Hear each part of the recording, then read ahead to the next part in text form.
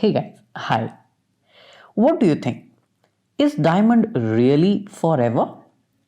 How is it different from coal when both of them are nothing but made of the element carbon? Do you think they are different? And if that is so, why does coal burn but diamond needs about 600 to 900 degrees to burn? So, I guess whenever we are talking about chemical reactions, we often hear the word chemical kinetics. So today we are going to understand all about that.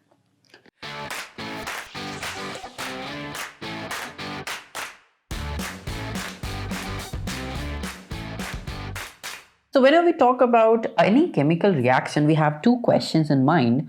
And the first one is, will it take place in the first? Is the first question. So will carbon burn? We know that's true. Carbon plus oxygen gives CO2 if you have plenty of carbon and plenty of oxygen essentially. But the real question is, how fast or how slow will it take place? Now, there are two separate branches that answer these questions, and you must know the difference between them. So, will a reaction take place or not? We can only answer it if we have the thermodynamics. So, thermodynamics, where you calculate the delta G, the free Gibbs energy. So if this value is negative, we know that the reaction will take place. I'll forward the link down in the description below. So thermodynamics tells us that yes, diamond will in fact oxidize and give a delta G of about 397 kilojoule per mole reaction. But the real question is, how fast or how slow is it going to take place? Chemical kinetics is that particular branch that deals with the rate of reaction. Now, what is the rate of reaction and on what factors does it depend on? It will depend upon the physical state. Now, that means whether the solution is aqueous or a powder. We know in solutions, the reactions take faster. Well, is it powdered stage or is it kept in as a solid piece? So physical state talks about how much the surface area is there. We know the surface area very much increases in case of the powdered state, which increases the rate of the reaction. The reactant concentrations, this we are going to talk about in a lot more detail. Reaction temperature, because you know, if the reaction temperature increases, that means more kinetic energy to the molecules. If more kinetic energy happens, more collisions will happen. We'll talk more about it in the second part of this video. And finally, the presence of catalyst. A catalyst, we know, lowers down the activation energy. The activation energy is the minimum energy that is required for the two reactants to collide in a perfect way for reaction to happen, right? So rate of reaction can depend on a lot of things, and now let us try to do that using this equation. So we have H2 plus ICl gives I2 plus HCl. Now if you balance these equation, now you'll very easily get 2 ICl and 2 HCl. Now what's 2? They represent the stoichiometric coefficients.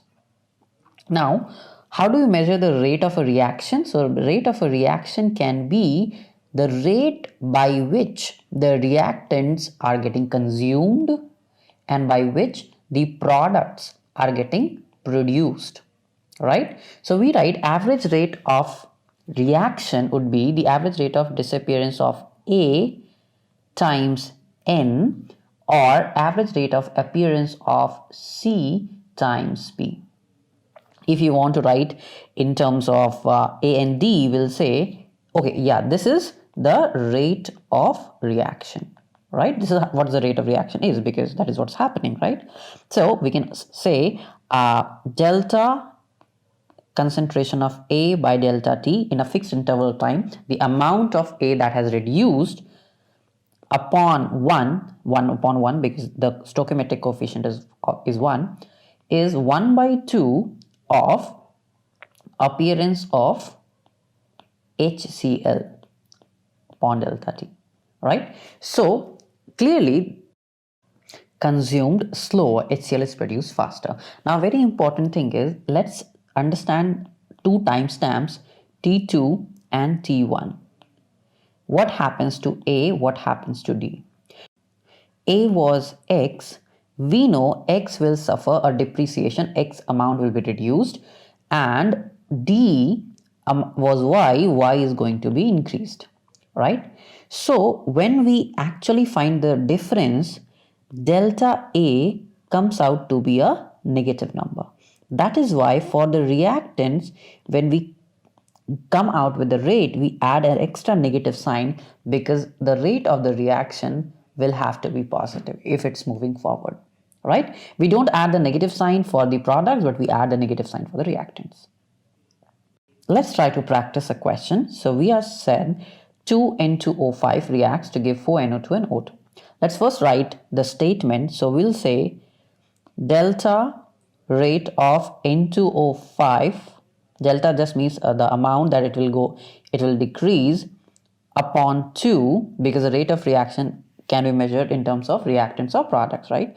So delta NO2 upon 4, or that could be also delta O2 upon just 1.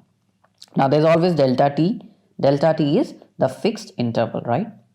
Now it says forming at the rate of, it says NO2 is being formed at the rate of 0.072. So we have this particular delta N2O5, we can replace the formation of delta NO2 to be 0.0072 upon 4 equals delta O2 upon delta T, right? Now, what is the rate of change for delta O2? Delta O2 upon T in mole per liter second, right? So we have to answer that for oxygen, right? So 0.0072 by 4, if you quickly divide this, your answer will come to be about 0.0018, right? So that is your answer for this one. I hope you can calculate similar values if you were asked what was the rate for N2O5. Try to do it on your own. Now I have added another question for your practice. So this is an equation. 2 ozone gives 3 oxygen. The rate at which O2 appears is given at a particular instant. At what rate is O3 disappearing at the same time? That is what you have to find out. I'll leave the answers in the comments after some time. Okay, so our idea was again to find out at what rate the reaction is appearing, and we said that it depends on a lot of stuff. We said it depends on the physical state, we said it depends on the temperature, we said it also depends on the concentration of the substance. So until now you're understanding how do you measure the rate of the reaction, and now we have to understand how the concentration of the reactant, the initial concentration of the reaction, affects the rate of the reaction. So for that we write the rate law. So what is the rate law? It is an equation that shows how the rate depends on the initial reactant concentration. We determine this experimentally. So let us take, for example, an equation or a reaction NH4 plus aqueous ions obviously react with nitrite ions NO2 minus to give N2 plus H2O, 2H2O actually. Now if we want to determine the rate of this reaction, what do? We measure the decrease in concentration of ammonium or nitrite or increase in concentration of N2 or H2O, right? So how does it depend on the initial concentration? So we have two reactants, NH4 plus and NO2 minus, right? So the first set of concentrations was this, and that was the rate. How did we determine this? Experimentally, right? Now what we can see is we doubled the rate of the initial concentration of ammonium ion, and we can see here that we have doubled that, even the rate doubled. So if you changed the concentration by 2, how did the rate changed? So if this was doubled by 2, this was also doubled by 2. So we can say 2 raised to the power 1. Right? Now in the second part, what we do again, just to confirm, we again doubled it, right? So we again doubled it and we found that, okay, once again we have the same thing. So we can say that the rate of reaction depends upon the concentration of NH4 plus ions to the order 1. If the rate would have jumped 4 times, then this could have been explained by 2 to the power 2, but that was not the case. Hence, we'll say the rate is a fact. A rate depends on the NH4 plus ions concentration for the order 1. Similarly, now what we do is we try to find out what happens if NH4 ions are constant, but we increase the concentration of NO2 minus ions. So again, we find out that near about the rate is doubled. All right. So again, we can say it also depends on NO2 minus ions concentration for the order 1. So 1 here is called the order of the reaction for NO2 and for ammonium ions respectively. If you are asked about the order of the reaction, so what is the order of the reaction? That would be the 1 plus 1, that equals 2.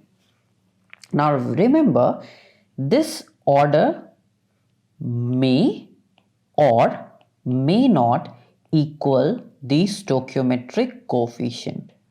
It is purely determined experimentally. It is a result of experimental observation only. Can it be a fraction? Yes, it can be fractional as well. I hope this data helps you to understand this law. Now we got to remove the proportionality sign. Now we know how to remove proportionality sign. Whenever we remove proportionality sign, we have to add a constant K. K NH4 plus NO2 minus. Now what is this K known as? K is known as the rate constant. Again, we determine this by calculations and experiment data combined. Okay, so this is the rate law for this particular equation. Now I would want you to work with an example problem here. This data is given for this fall reaction and you have to derive the rate law. Watch this video again if a little confusing this was, and then let me know right down in the comments how did you fare. We hope you like this video. Press subscribe, thumbs up, and stay geekly.